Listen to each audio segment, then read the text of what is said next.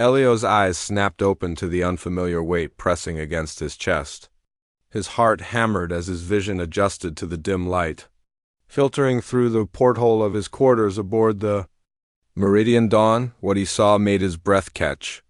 In his throat, a woman or something that resembled one lay curled against him, her pale lavender skin almost luminescent in the darkness. Her features were sharp and elegant, almost too perfect, with high cheekbones and full lips that curved slightly even in sleep. But it was her eyes that froze him when they suddenly opened, crimson irises that seemed to glow with an inner fire. Pupils slitted like a cat's. "Good morning, human," she purred, her voice like silk dragged over broken glass. She didn't move away, seemingly content to remain pressed against his warmth. Elio scrambled backward, his back hitting the cold metal wall of his bunk. How did you get in here?" The woman sat up gracefully, revealing her lithe form wrapped in what appeared to be living shadow that shifted and moved across her skin like smoke. Two small, elegant horns curved back from her temples. And when she smiled, Elio caught sight of elongated canines that gleamed in the low light. "I am Sabine of the Nocthuri," she said, tilting her head in a way that was distinctly predatory, "and I came for sustenance. Your ship wandered into our territory. Sustenance?" Elio's hand instinctively went to his neck, checking for wounds. His skin was intact, unmarked. Sabine's laugh was musical and unsettling. "I have not fed yet, little human. I wanted you ... conscious." She leaned forward, inhaling deeply. "Your kind smells different from the others we've encountered. Warmer, richer, like sunlight captured in blood." Elio's mind raced. The Meridian Dawn was a deep space exploration vessel, months from any known human colony. They'd been charting unexplored systems when the rest of my crew. "What did you do to them?" "They sleep as you did." Sabine's expression shifted, something almost like curiosity flickering across her features. "My sisters are with them now, deciding which to claim." "But I found you first?" Her eyes narrowed. "And there is something unusual about you." "Unusual how?" Elio's fingers inched toward the emergency beacon on his wrist. In a blur of motion too fast to follow. Sabine was across the small room, her hand gripping his wrist with surprising gentleness but immovable strength. "Please don't," she whispered, her face now inches from his. "I do not wish to hurt you, but I will stop you from alerting your people if I must." Up close, Elio could see the fine details of her alien nature, the way her skin seemed to absorb light rather than reflect it. The faint pattern of scales along her jaw that shimmered like oil on water.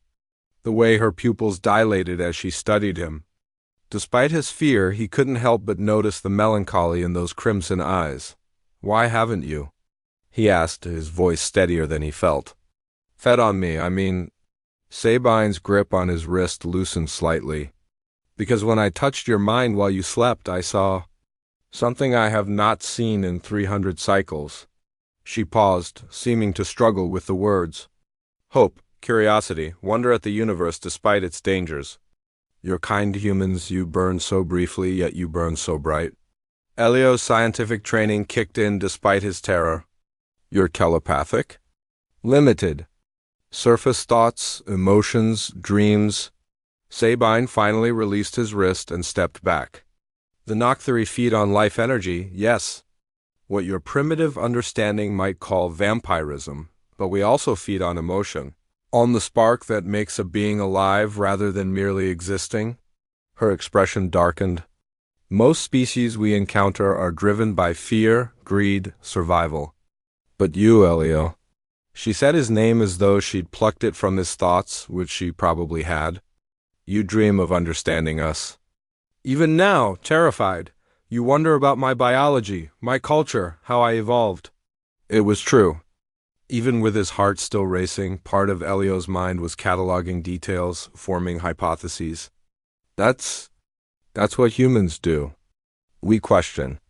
We learn. Yes." Sabine moved to the porthole, gazing out at the stars. "My people are dying.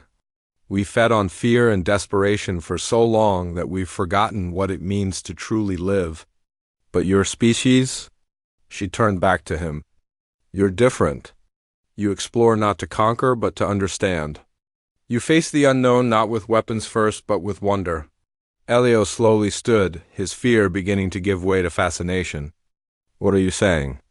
I'm saying that I could drain you now, take your warmth, and leave you a husk. It would sustain me for weeks.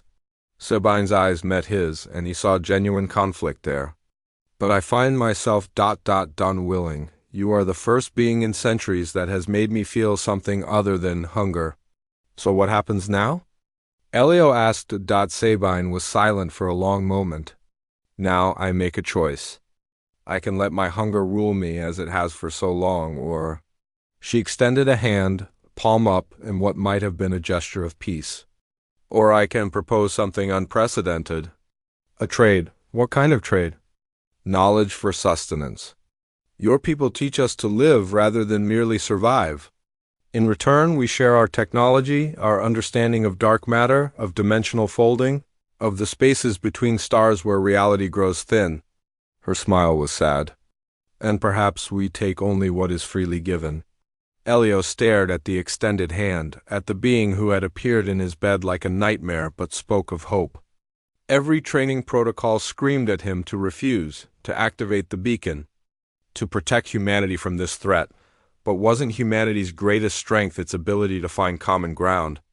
To turn enemies into allies, to reach out across the vast darkness and say, "Let us understand each other"? He took her hand. Her skin was cool, but not cold, her grip firm. I can't speak for humanity, Elio said carefully. But I can speak for myself. Tell me about your people, Sabine. Help me understand. And maybe we can find a way forward that doesn't require anyone to be prey? Sabine's expression transformed. The predatory edge softened into something almost human, almost hopeful. Your species is either the bravest or most foolish we have encountered. Elio managed a shaky smile. Can it be both? For the first time, Sabine laughed, a genuine sound of amusement and surprise. Yes, little human. I suppose it can. As the artificial dawn began to brighten his quarters, Elio realized that first contact rarely happened the way anyone planned. But perhaps the best discoveries were made not at the end of a telescope or through careful protocol, but in moments of unexpected connection between beings who chose understanding over fear. The Meridian. Dawn would have quite a report to send home. If he survived this, Elio thought, no one would ever believe him, but looking at Sabine, at the alien vampire woman who had appeared in his bed and offered not death but dialogue, he found himself believing in something far more powerful than fear, the possibility that even the darkest nights could give way to dawn.